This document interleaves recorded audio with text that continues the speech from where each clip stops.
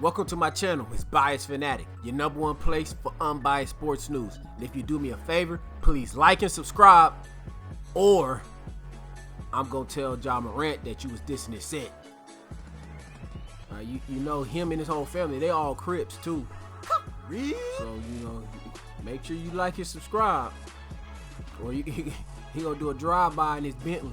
Oh no, it's Ja. His rival gang is his homeowners association. His number one op is a dude named William Hamilton the Fourth. They call him Crazy Bill. Man, he really crazy. Now that you subscribed, back to regular scheduled programming. So the NFL Combine happened, and it's a good time. It's a great time for these youngsters to get some money, and that all depends on their draft position, where they are drafted at. That money, as you can see, it drops fast. This is projected from Spot Track, so it is imperative that these youngsters do well in the combine, have good measurements, and also obviously get good tape during the year to make this money, this life-changing generational money, so then they can go do dumb stuff like Ja, right? I'll give you the biggest winners and losers of the combine, and we talking about that bread. So since that combine, where are they draft projected at? And that's what matters. We get right into it. At number one, we have Anthony Richardson from Florida. Come on, like, have we ever seen a quarterback with this type of skill set, tangibles, and everything?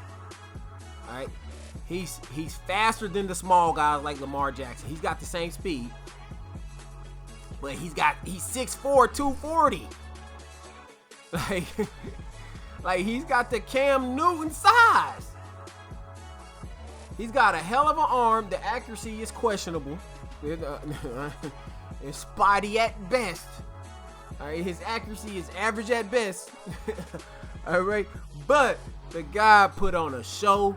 He made himself some money, and so his knock is at Florida. They didn't have the best season, neither did he. But it's not like he wasn't making plays.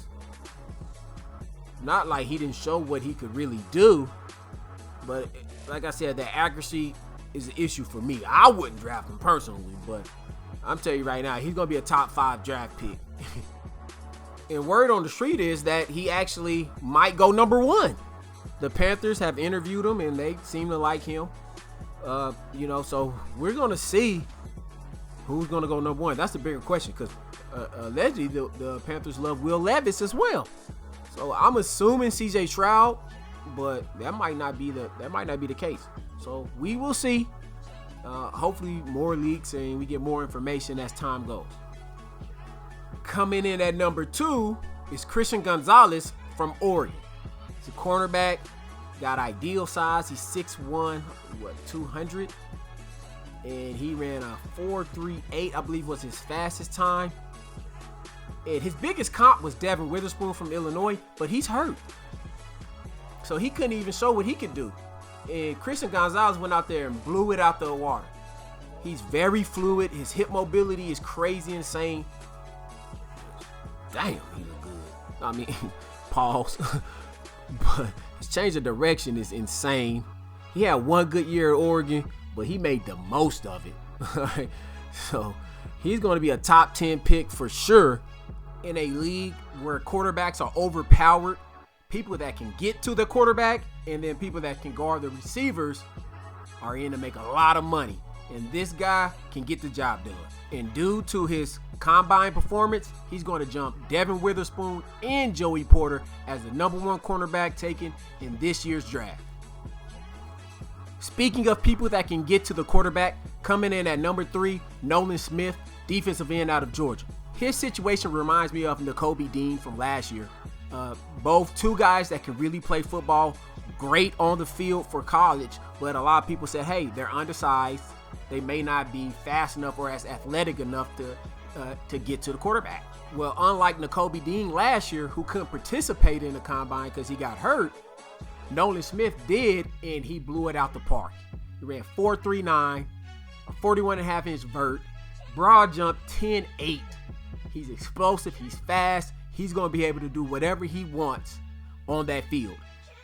And unlike Nakobe Dean, who went in the second round, he might even win in the third round last year. Nolan Smith is a first rounder. There's no way 30 teams are going to pass him up. Speaking of getting passed up, we're going to be going over the top 3 biggest losers of the combine. And coming in at number 1 is Jalen Carter from Georgia. He was arrested maybe an hour before he was supposed to start interviewing for the combine for reckless driving. Before his arrest, most people thought he was going to go to the Arizona Cardinals. They're losing J.J. Watt. Just a perfect fit for them. But now people are saying he's going to fall to 9th to the Bears, which is absurd to me because look what he did to another first rounder. I mean, look at that. He just manhandled this man. That's supposed to be his competition. But if you look from the 3rd to 9th, he's on schedule to lose about $14 million. I would still draft him at number 3 personally. It's either him or Will Anderson is the best in the draft overall. But he is number 1 for sure in losing the most money in the draft. Coming in at number 2 is Jordan Addison from USC. He's a wide receiver. Let's just cut it out. He's short. He's skinny. He's not fast. He's got small hands, but he's got great production in college. Will that translate over to the NFL? We will see.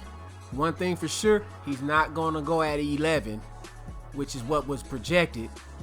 He might get lucky and get drafted at 25th to the Dallas Cowboys. They need a receiver, but it might even be even later.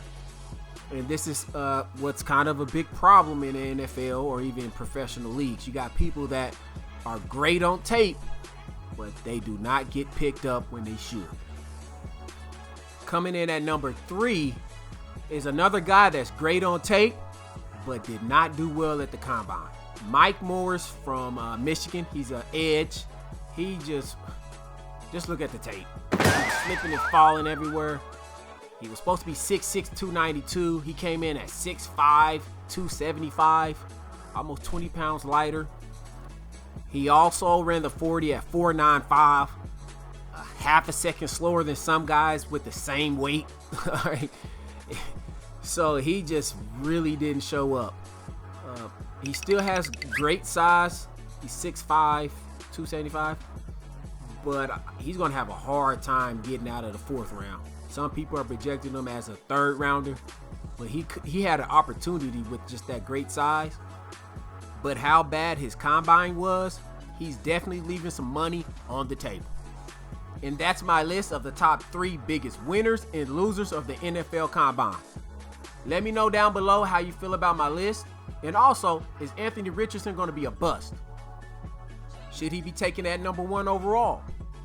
I mean, I know some of my subscribers, they might choose Stetson Bennett over him.